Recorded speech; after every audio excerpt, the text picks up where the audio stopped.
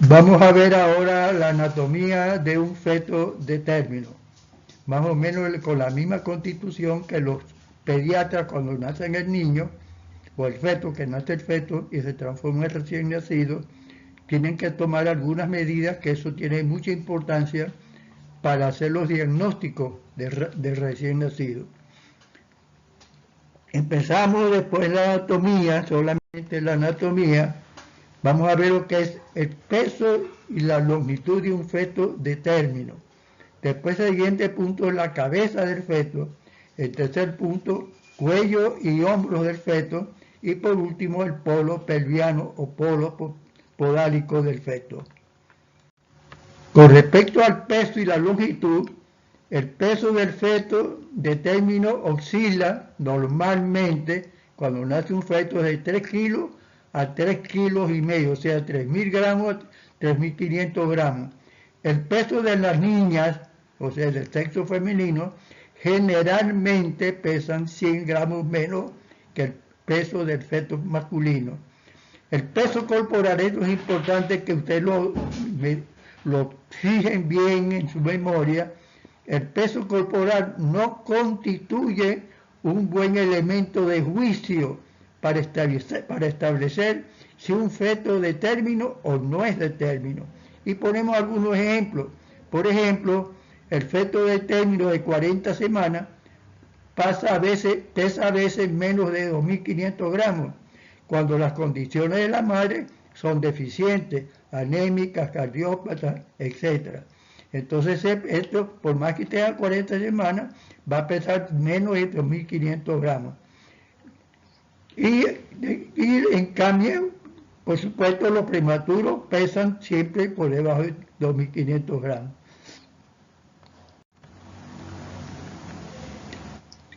Vemos ahora cómo se reconoce. Ustedes, como van a atender partos a nivel de las medicaturas rurales sin que haya pediatra, y ustedes van a hacer la historia clínica completa y van a determinar la edad del embarazo clínicamente y semiológicamente y a veces con otros elementos pues más tecnificados que el ultrasonido. Ustedes tienen que reconocer un feto si es de término y no por las siguientes características. En primer lugar, abundante de un unto sebáceo, la producción de sebo por los folículos pilosos. Es como si fuera una manteca blanca que recubre toda la superficie externa de la piel del feto. En segundo lugar, los cabellos son largos. Algunos nacen con menos cabellos largos, ¿verdad? Porque tienen poco cabello, pero después normalmente siempre tienen cabello largo. Desaparición de casi todo el lanugo. El lanugo son unos pelitos blancos que le salen a los fetos de término, casi de pretérmino, y de término desaparece por completo. Y las uñas, ustedes también los dedos, las uñas llegan a la extremidad de los dedos y son uñas firmes, son fuertes y firmes y que llegan hasta la punta de los dedos. El tejido adiposo es bien desarrollado, sobre todo a nivel de las partes laterales del abdomen. Desaparición de las milias o comedones, que se llaman también, que se presentan en los recién nacidos de término alrededor de la nariz. Y ven el tórax, que es un tórax saliente, un tórax prominente, que es un signo también de madurez fetal. Sigue examinando ustedes la parte anterior, las glándulas mamarias, por más que sean hembras o masculinos o femeninos, las mamas son salientes. No es que están formadas las glándulas mamarias, sino que están salientes. Antes de término son planchetas, o sea, planas. En cambio, cuando son de término, las glándulas mamarias, además de un tórax prominente, hay las glándulas mamarias salientes. Generalmente, el ombligo o la cicatriz umbilical después, generalmente se encuentra en la mitad del abdomen. Los testículos, ustedes tienen que tocar también los testículos, ¿verdad? Y los dos testículos están dentro del escroto, es un signo de madurez. Si es femenino, los labios mayores recubren a los labios menores. Las orejitas están separadas. Acuérdense cuando el feto es de pretérmino o incluso son abortos tardíos, las orejitas están pegadas a las paredes laterales de la cabeza. Por lo tanto, se separa. El hueso del cráneo son duros, con suturas estrechas, y se trae estrecha. Y cuando nace el feto, inmediatamente, si nace en buenas condiciones de oxigenación, grita en forma fuerte, grito fuerte. Y los movimientos de succión, usted le meten el dedito en la boca al recién nacido o le ponen a la glándula mamaria del recién nacido a la madre. La succión es vigorosa y sostenida. Tiene que ser los dos conceptos, vigoroso la succión y sostenida la succión. Segundo, la última parte, la eliminación del material meconial que se forma en forma constante. De cada rato, pues bota el meconio, y esos son elementos normales que se producen en un embarazo de término. ¿Qué factores pueden influir en el peso fetal? Primero, fetos desarrollados, los hijos de madres con buen estado de salud, sin problemas ni físicos, ni sociales, ni psíquicos. Si esta madre es sana, yo siempre les he dicho a ustedes en la práctica, ¿no? Madre grande y padre grande, hijos grandes y hijos grandes. Y fetos pesados, madres pesadas, gorditas y cosas de esas también son fetos grandes. Entonces, son desarrollados los hijos de madres normales, sanas, ¿verdad? Que tienen una salud, no solamente salud física, sino también salud social, salud mental y psíquica. Segundo, los fetos de mujeres obesas, ¿verdad? Las gordiflón, las que comen mucho y tienen mucha grasa y aumentan más de lo normal durante el embarazo, en vez de 1 kilo mensual, aumentan hasta 2 kilos mensuales. O también se observan algunas patologías metabólicas, como es la diabetes sacarínicas, o sea, la diabetes mellitus. Tienen hijos con peso excesivo, sobre todo en aquella paciente diabética en el cual pasa desapercibido o le hace un diagnóstico, pero no tiene un control favorable para mantener el metabolismo hidrocarbonado en valores normales. Excepto si esa paciente, por más que sea obesa y si es diabética, si tiene un equilibrio metabólico con tratamiento dietético complementario con otros medicamentos, pues tienen hijos de tamaños normales. Las madres al revés de lo anterior, las ames hipoplásticas, o sea, las madres pequeñitas, ¿verdad? Con antecedentes de nefropatías crónicas que van a producir también hipertensión arterial durante el embarazo, ¿verdad? Crónico. Entonces también van a tener un recién nacido con reducción de la superficie normal de la placenta y por supuesto van a tener un niño pequeño para la edad del embarazo.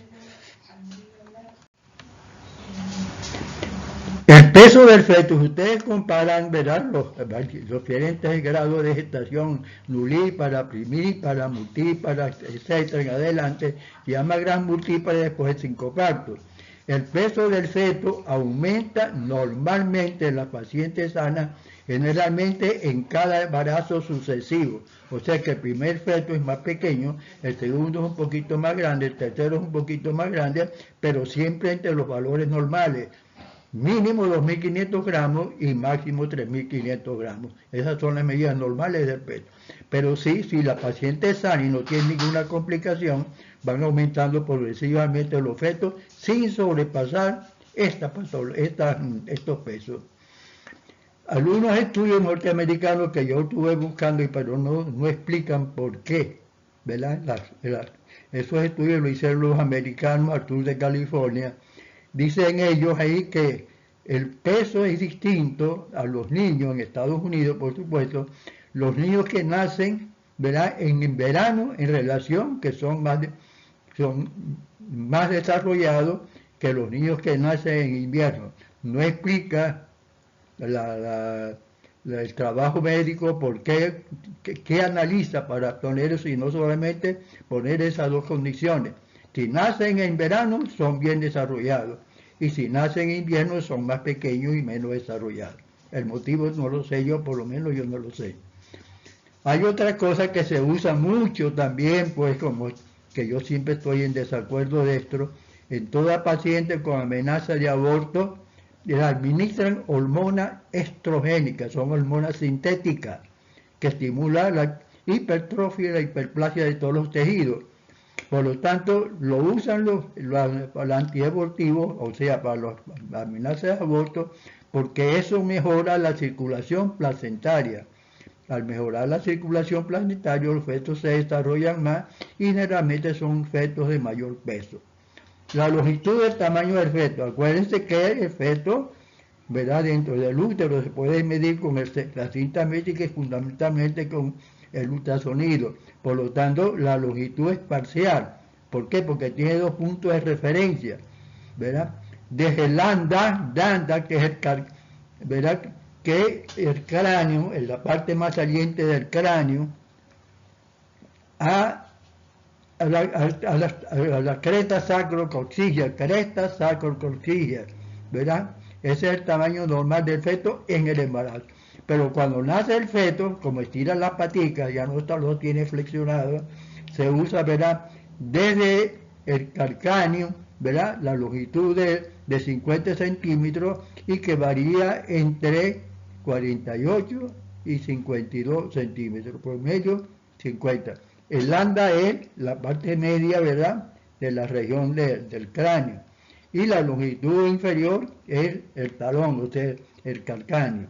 Y promedio miden 50 centímetros. Y pueden ser variaciones normales dependiendo de la genética y la alimentación de la paciente.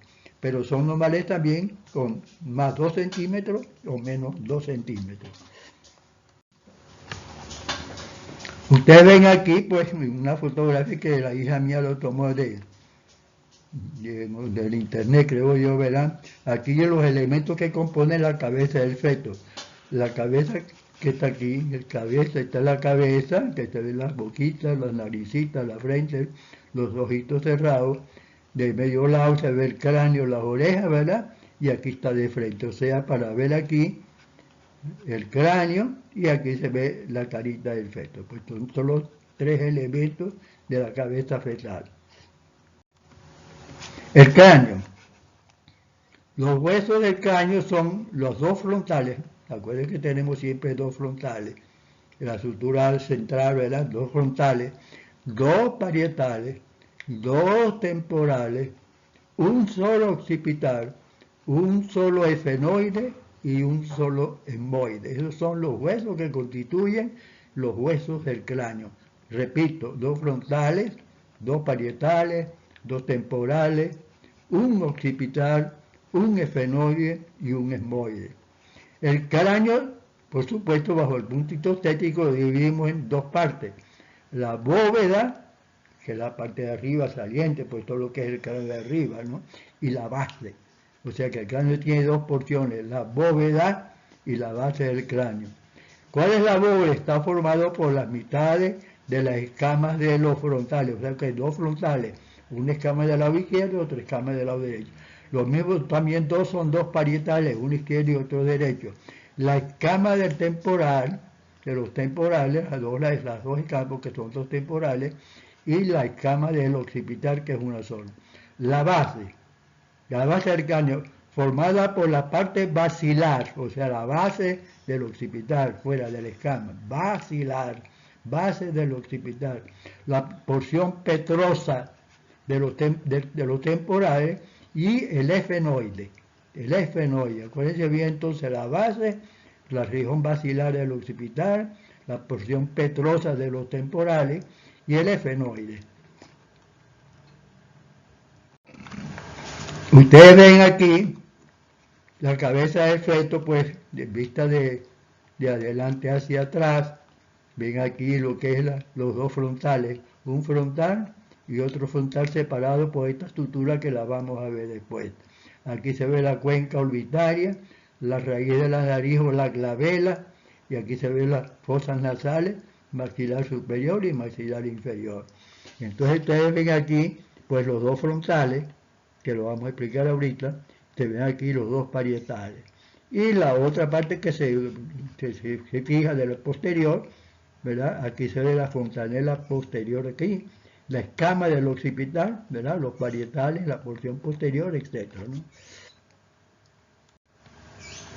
Sutura, ¿qué son las suturas? Son espacios lineales, rellenos de un tejido fibroso, separado, que separa los diferentes huesos de la bóveda del cráneo. Espacios lineales, o sea, como unas líneas, que están rellenos esas líneas con un tejido fibroso que separa los diferentes huesos de la bóveda del cráneo. Vamos a ver la sutura. La sutura sagital se llama también interparietal. Sutura sagital, que es la más grandota, ¿verdad? Interparietal, comprendido entre los bordes internos de ambos parietales. ¿Y de dónde a dónde se extiende? Se extiende desde el occipital al landa, o sea, hasta la fontanela bregmática holandoidea se llama también, y la fontanela mayor, ¿no? De ahí se extiende. Otra estructura es de la sutura frontal, interfrontal o sutura también metópica, ¿verdad? Y que está formado por los huesos frontales izquierdo y derecho y se extiende desde el ángulo anterior del bregma, de la fontanela mayor, hasta la I de la nariz, ahí termina esa sutura.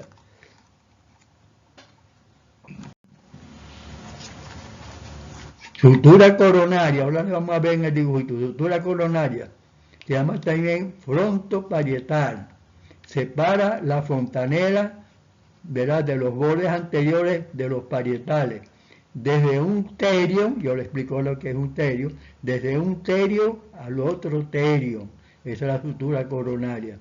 La otra sutura es la sutura landoidea, que es la sutura entre el occipital y el parietal, o los parietales, se llama occipito parietal. Entre las escamas de quién? Del occipital, que ya dijimos, ¿verdad? La escama del occipital, los bordes posteriores de los parietales, ¿verdad? Y une un asterio del otro asterio. En la mitad de la sutura sagital, cuando ustedes están midiendo al recién nacido, se encuentra un sitio medio que se llama sincipucio o vertés, yo siempre que es vertés. Eso lo vamos a ver ahorita en una figurita para que ustedes lo comprendan mejor. Ve, aquí tenemos ve, la fontanela mayor, aquí, la sutura, no se ve la sutura interfrontal, aquí se ve la sutura coronaria, ¿ves? Sutura coronaria, y este es el terion, que es una depresión que desaparece cuando la cabeza se osifica y desaparece. Pero si es un feto prematuro, ustedes ven aquí una depresión que se llama terion o fontanela anterolateral, de un lado y del otro lado. La ven aquí muy bien. Ven aquí también los temporales, la escama de los temporales, o lo que se llama también las sienes. Esta depresión que tiene uno aquí en la parte lateral, se quita de la oreja, se llama sienes, y entonces aquí comienza el terio y el otro terio del otro lado.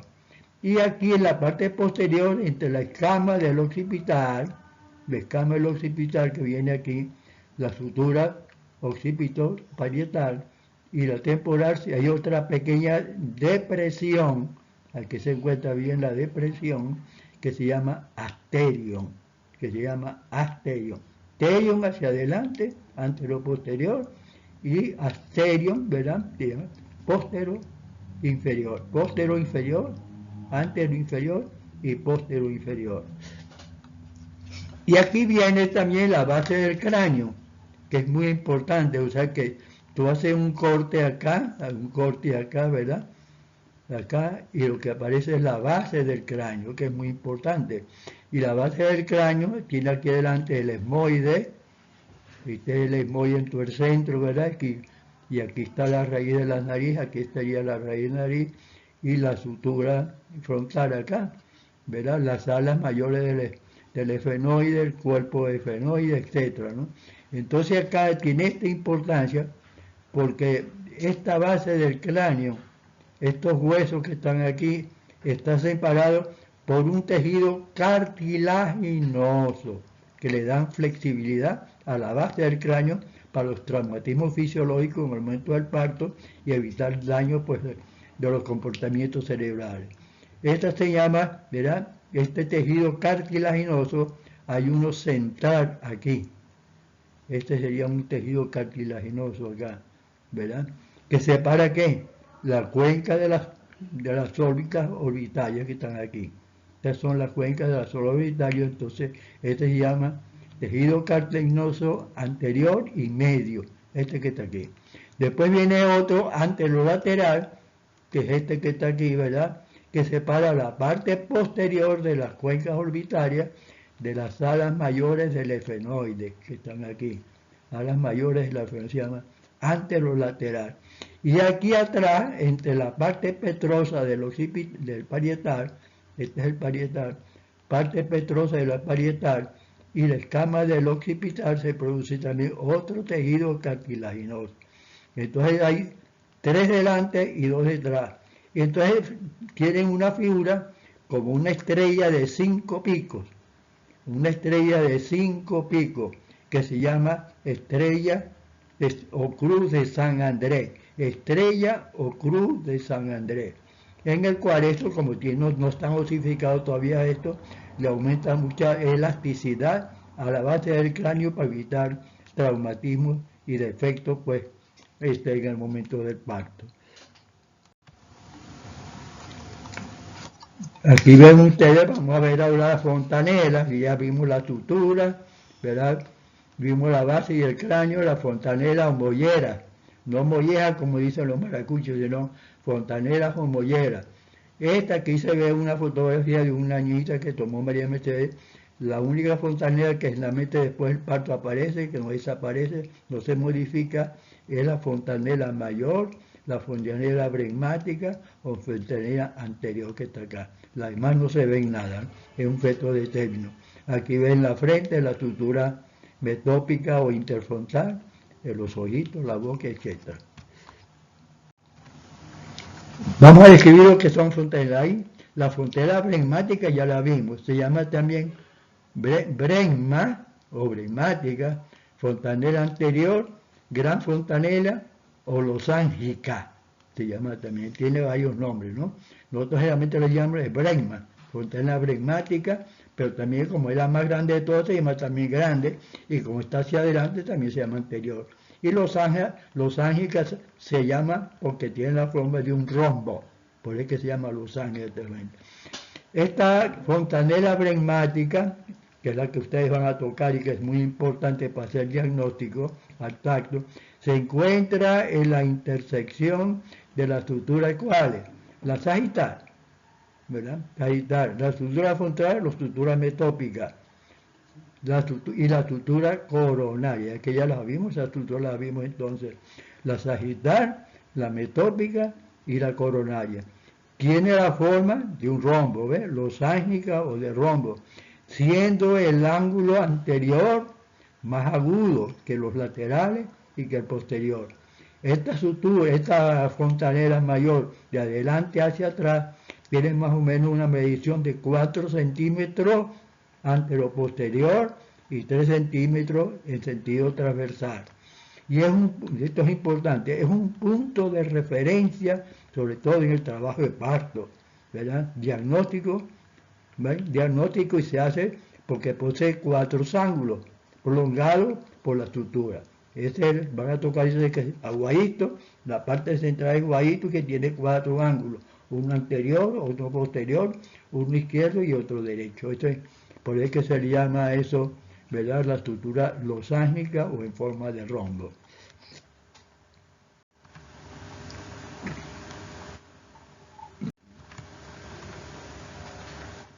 La estructura posterior, ¿verdad? Se llama también occipital, porque está en el occipital. Landa, se llama también estructura landa. Pequeña fontanela o fontanela fontanela, nosotros la definimos estructura de fontanela occipital o landa. O también posterior también se le puede decir. se encuentra en la confluencia de la sutura sagittal hacia adelante y hacia los lados la rama, ¿verdad? La rama landoidea, o sea, las ramas del escama del occipital. Tiene esta fontanela una forma triangular, ya una forma triangular, o sea, un ángulo hacia adelante y una base hacia atrás. Esta tiene al fondo ese triangular. Y durante el parto, cuando usted hace un parto y el embarazo de término, debido al modelaje de la cabeza del feto y al tacto vaginal, no lo siente como una depresión ahí porque está cabalgando los huesos sobre la escama de la parte posterior de los parietales, sobrepone la escama del occipital y desaparece la depresión. Por lo tanto, no le sirve a ustedes muy bien, ¿verdad?, en los embarazos de término con la cabeza ya osificada como punto de referencia para el diagnóstico. La fontanela, ya vimos la fontanela anterolateral o terion en los temporales. La foseta se encuentra por fuera, es la expresión, ¿verdad?, de los temporales, se llama terion, que es la confluencia de ¿qué? De la estructura frontal, de la frontal, los huesos frontales, de los huesos parietales, de los huesos temporales y del esfenoide. Eso se llama asterion, ¿verdad? Que se ve muy bien, los prematuros se ve muy bien. Esa depresión, como si fuera un huequito blanditico ahí, se llama asterion. Y se llama también anterolateral. Fontanela lateral posterior o asterion. Es la unión de ¿qué? Del parietal, del occipital y del temporal. Esa también desaparece cuando la cabeza se osifica y durante el embarazo de término desaparece también. Existe otra pequeña fontanela que yo nunca la he visto, pero los libros lo traen y la copio porque yo ni siquiera en los prematuros lo he conseguido. Se llama una fontanela complementaria o suplementaria, que se llama fontanela de Jerdí y se consigue en la parte media de la estructura metópica o interfrontal. Una pequeña fontanela ahí, de blanditica, que es inconstante, como dice aquí muy bien, es suplementaria y que eso desaparece, no se aparece. Yo nunca lo he visto, ni siquiera en los prematuros. La base del cráneo, bueno, ya esto lo vimos ya, la base del cráneo formada por pieza ósea, frontal, esfenoide, etmoide, porción petrosa de los temporales y porción basilar de los occipitales, separada por banda de tejido cartilaginoso, ya les expliqué eso, pero lo volvemos a repetir porque es importante. Bandas de tejido cartilaginoso que forman al unirse una estrella de 5 picos, que se llama la Cruz de San Andrés. Una rama anterior que separa las bóvedas de las fosas orbitarias, una rama, dos ramas, o sea, anterolaterales, situadas entre ¿qué? La parte lateral de las bóvedas orbitarias y las zonas mayores del esfenoide. Esos son pues lo que se llama el terion y el asterion. Ahora existe otra cosita aquí que tiene importancia clínica, ¿verdad? Que ustedes la van a ver, la van a observar en el momento del parto, lo que se llama en la porción basilar, o sea, la base del occipital, y la porción escamosa del occipital, o sea, que queda atrás, y por detrás del agujero occipital hay una pequeña banda de tejido cartilaginoso que bordea, pues ya lo vimos, que la parte posterior del agujero occipital, que durante el parto permite un movimiento de bisagraje, como una bisagra, ¿verdad?, a nivel de este cartílago, que permite que el occipital reduzca su diámetro, ¿verdad?, como si fuera una bisagra, y se llama bisagra de Boudin. Entonces disminuye el diámetro en esa longitud porque le sirve como una bisagra, como una especie de movimiento para hundirse en la escama del occipital, por debajo de los parietales, partir de los parietales y disminuir ese diámetro. La base del caño es sólida, es mucho más sólida que la bóveda. Si comparamos el cráneo con la base tiene mayor cantidad de huesos y los elementos que lo componen pues son macizos, son más duros. El centro, el mayor centro de mayor resistencia, corresponde al cuerpo del efenoide. Ahí está la mayor resistencia ya. Las bóvedas son menos resistentes, pero son muy elásticas. Y eso es muy bueno porque cuando vienen las mecánicas del parto, los fenómenos pasivos, que lo van a ver muy bien después, los fenómenos pasivos, se imbrican las suturas, los bordes de los huesos del cráneo y disminuyen los diámetros. Esto se llama la bóveda, ¿verdad? Que es mucho más elástica. Aquí ven, fíjate bien. Vamos a ver aquí el anteroposterior lateral. Esta es la frente, los parietales, sutura coronaria, que va de un terion, fíjate bien, este es el terion, ¿ves? Terion del lado derecho. La sutura coronaria, ¿verdad? Fontanela mayor, aquí está aquí, y del otro lado lo mismo, este se llama terion. Por lo tanto, está en la parte inferior de la cámara de los frontales, la parte anterior e inferior de los parietales y la región temporal. Se llama terion. Esto está deprimido, desaparece también. Y esta parte de atrás también, aquí hay la pequeña depresión que se ve aquí muy bien, está aquí, ¿verdad? Es de la escama de los temporales, de la parietal posterior y de la escama del occipital. Este se llama asterion.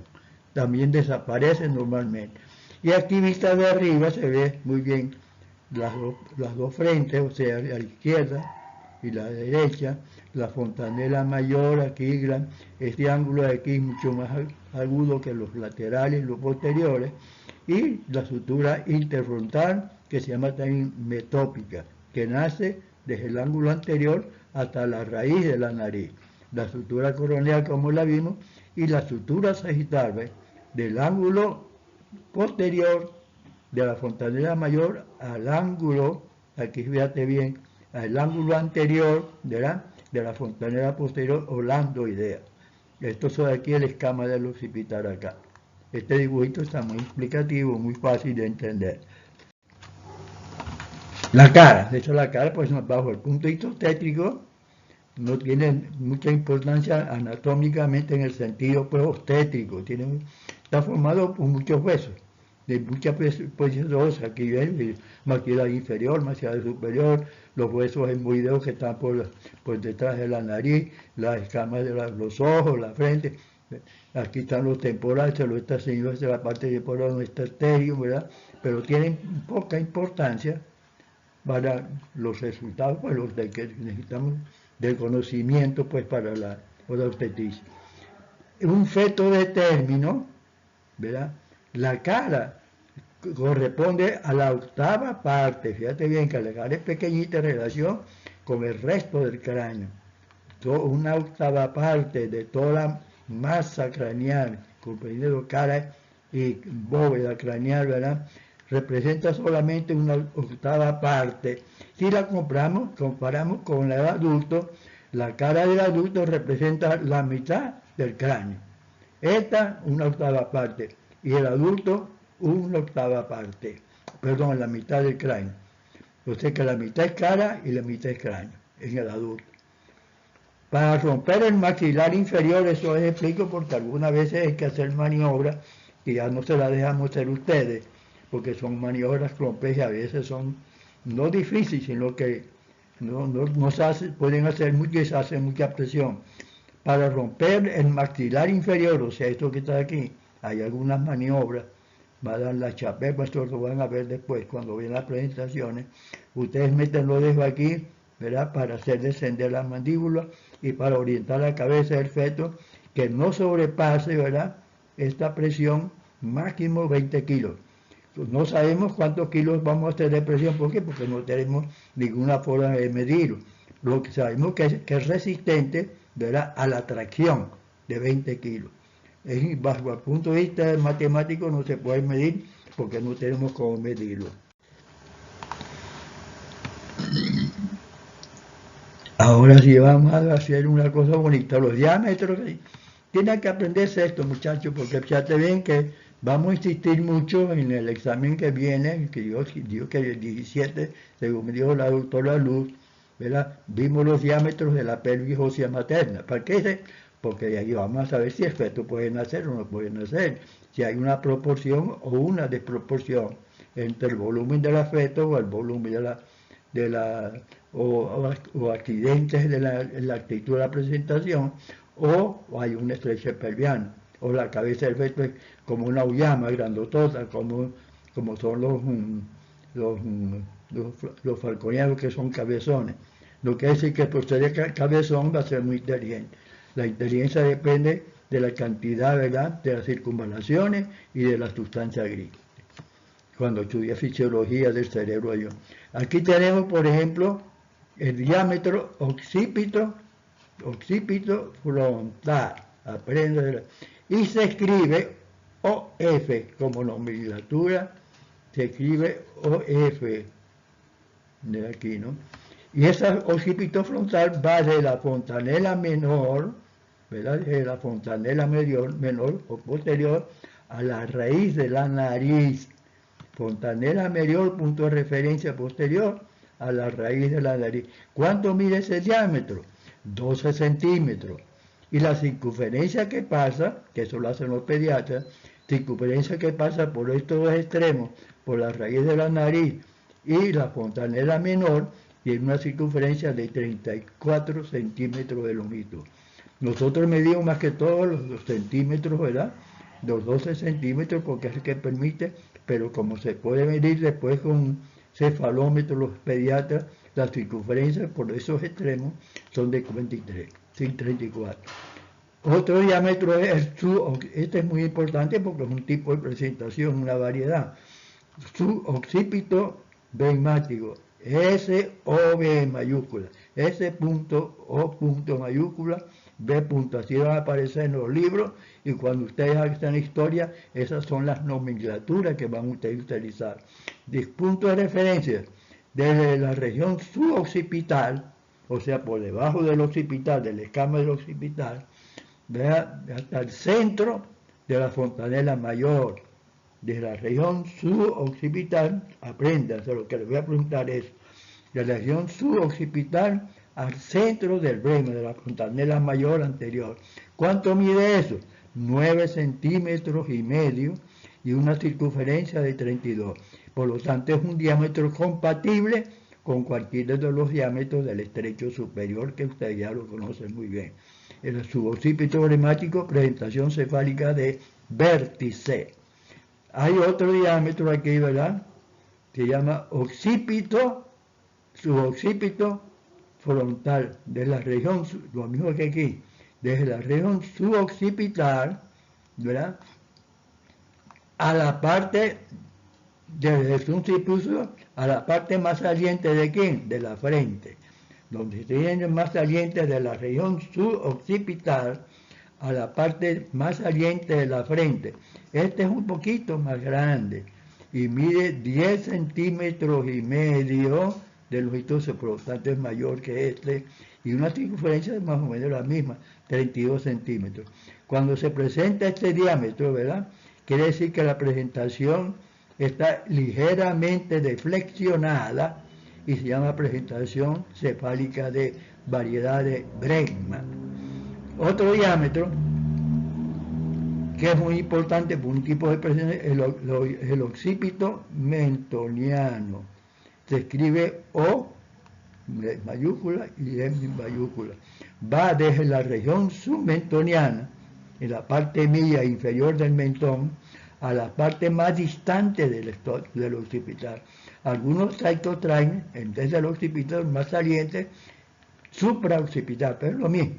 La parte más saliente, y este diámetro sí es bastante grande, y el parto la mayoría de las veces es imposible por las vías naturales, y mide 13 centímetros y medio, y una circunferencia muy grande, 37 centímetros de circunferencia.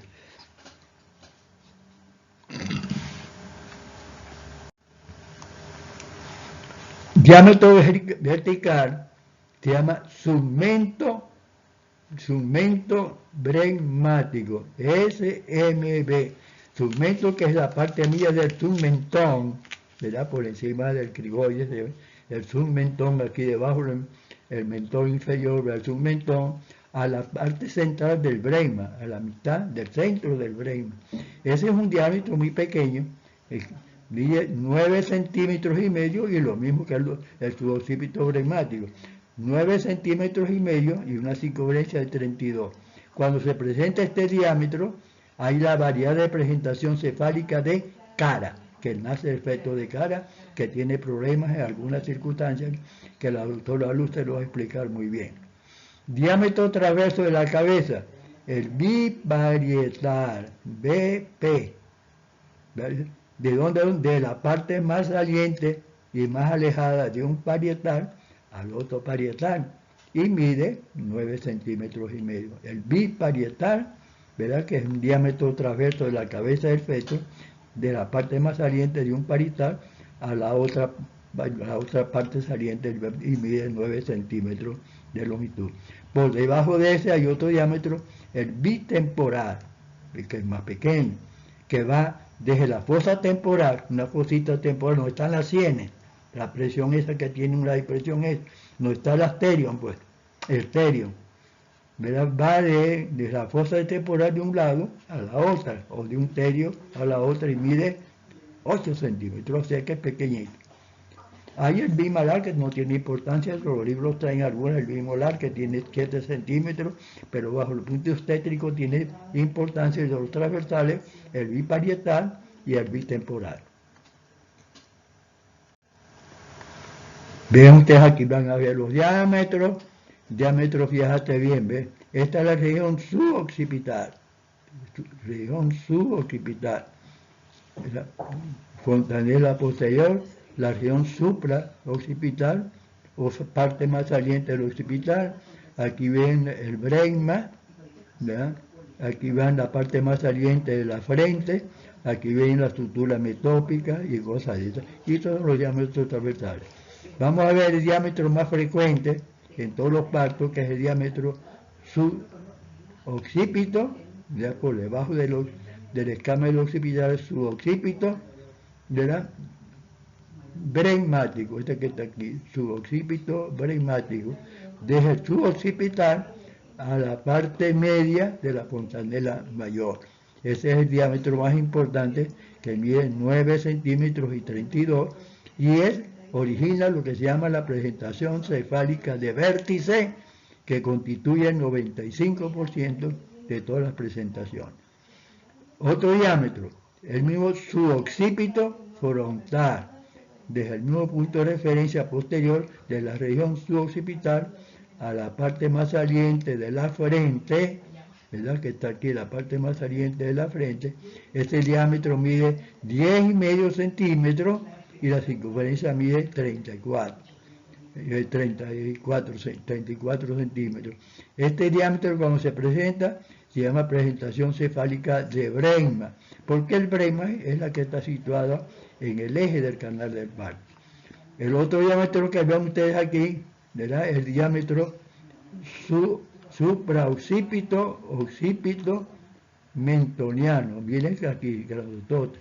Occipito mentoniano, desde la parte más saliente del occipital a la parte media del mentón, en su parte inferior. Este es un diámetro de 13 centímetros y medio y una circunferencia de 37. Por lo tanto, es una presentación cefálica de frente. Normalmente el parto es imposible por las vías naturales. Cuando vengan en presentación de frente, como mecanismo de parto, ustedes van a volver a repetir esto. Y otro diámetro que va, ¿verdad?, que es la actitud indiferente de la cabeza del feto, que no está ni flexionada ni desflexionada en ningún grado. El diámetro occipito frontal. El diámetro occipito frontal, ¿no? que va desde la parte de la fontanela posterior a la raíz de la nariz y es un diámetro que mide 12 centímetros de longitud. Es la actitud indiferente, que eso lo vamos a ver después. Actitud indiferente quiere decir que la actitud indiferente, ¿verdad? Que la cabeza no está ni flexionada ni tampoco está deflexionada. ¿Estamos de acuerdo? Occipito, frontal, y tiene 12 centímetros, ¿verdad? de longitud, y la cabeza tiene una actitud ni flexionada ni deflexionada. Y eso es muy frecuente, sobre todo en casi todas las multíparas, que cuando se presenta al comienzo del trabajo de parto o al final del embarazo, la cabeza tiene una actitud indiferente y ofreciendo el diámetro occipitofrontal de 12 centímetros. Diámetro transversal, ya vimos el biparietal, de la parte más saliente de un parietal a la parte más saliente del otro parietal. Y mire, ya lo dijimos que 9 centímetros y medio. Y el bitemporal, que va de la sien, la parte más depresiva de la región temporal, o del terion, de un lado al otro, y mide 8 centímetros. Aquí se ven los diámetros, aquí también se ve aquí, el biparietal y esto.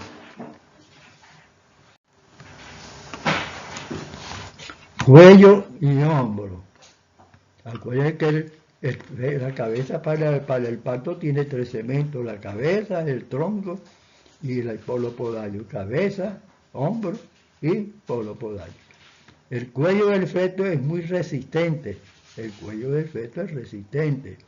Y las tracciones tampoco se puede medir, pero lo que han hecho investigaciones de esto con fetos, ¿verdad?, muertos o lo que sea, las tracciones hechas a nivel del cuello ofrecen hasta una resistencia de 50 kilogramos. Yo nunca lo podía apreciar porque no lo sé medir en esa forma. Yo sé que es resistente hasta cierto punto por la experiencia que se acumula progresivamente a medida que uno va estudiando y asimilando y va aumentando de años hasta que se pone viejito como yo, y entonces más o menos puede aguantar una tracción de 50 kilos.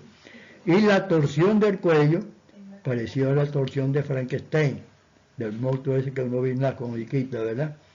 Que muchas veces uno tiene que ayudar a rotar la cabeza del cuello del feto para poder extraer. Puede alcanzar hasta 180 grados. Normalmente en el adulto, todos los muchachos, nosotros, ¿verdad?, podemos rotarlo, ¿verdad?, un cuarto de círculo, o sea, hasta un hombro y el otro hombro, pero nunca con la cara hacia atrás. Los fetos sí, como tienen todavía todos los ligamentos y la estructura de las vértebras, es también muy cartilaginoso, puede resistir una rotación de 180 grados y que eso no consigue ningún daño a nivel de las vértebras ni del encéfalo. El diámetro biacromial, que mide los diámetros de la saliencia de los hombros, o el bicromial se llama, mide 12 centímetros. Y al ser comprimido durante el trabajo de parto, los hombros se echan hacia adelante, se apelotonan y se echan hacia adelante, y esto de 12 centímetros se va a reducir a un diámetro pequeñito, que varía entre 9 y 9 centímetros de diámetro. Esto es importante cuando sale la cabeza del feto, como en este caso de aquí, y después se está acomodando los hombros. Si tú mides el diámetro biacromial antes que se encaje los hombros, mide bastante, 12 centímetros. Pero cuando quiere pasar por el estrecho superior, se comprime, ¿verdad?, con las paredes de los huesos de la pelvis, y se apelotona hacia adelante. Y por lo tanto este diámetro disminuye de 12 a 9 centímetros de longitud. Polo pelviano. En el feto de término, la pelvis posee tejido, en el feto de término, posee tejido cartilaginoso, aquí, en los huesos de la pelvis del feto, la pelvis del fetico, ¿verdad?, no está todavía osificado, hay algunos puntos de osificación, rodeados siempre por un tejido cartilaginoso que lo hace muy maleable y fácil de reducir. En esto hay, el primer diámetro del diámetro pelviano son el diámetro bitrocanterio, que va de la cara externa de un trocante a la cara externa del otro trocante, y mide este diámetro bitrocanterio 9 centímetros de longitud. Polo podálico bitrocanteriano, cara externa de un trocante mayor al otro trocante mayor, y mide 9 centímetros de longitud. La circunferencia de esos diámetros, de este diámetro, es de 27 centímetros. Pero estos 27 centímetros es cuando se presenta un feto en presentación cefálica, variedad de nalgas. O sea que lo primero que se ve son las nalgas. ¿Por qué? Porque los muslos están deflexionados, están flexionados sobre el abdomen del fetico o por la cara anterior, y las piernas están extendidas a lo largo pues del abdomen del feto. Podálica incompleta de nalga, ¿verdad? Cuya longitud circunferencia es de 27 centímetros. Pero eso a veces es lo más frecuente, que no se trata de una presentación podálica incompleta de nalga, sino una presentación podálica variedad completa. Entonces los muslos están flexionados sobre el abdomen, y las piernas están flexionadas sobre los muslos, y las paticas, los piececitos, están colocados, ¿verdad?, por delante de uno de los miembros. Esto mide, en vez de 27, entonces la circunferencia pasa a 35. Y cuando tiene este tipo de modalidad, presentación podálica completa, que tiene 35 circunferencias, ya no se mide el diámetro bitrocanteriano, sino el que prevalece es el diámetro subsacro-pretibial, que mide 12 centímetros, y durante el parto, al apelotonarse los huesos, se reducen a 9 centímetros. Encuentra sacro-pretrivial, desde la parte más saliente del sacro a la tibia anterior de la pierna, 12 centímetros, se comprime en el momento del parto y se reduce a 9 centímetros.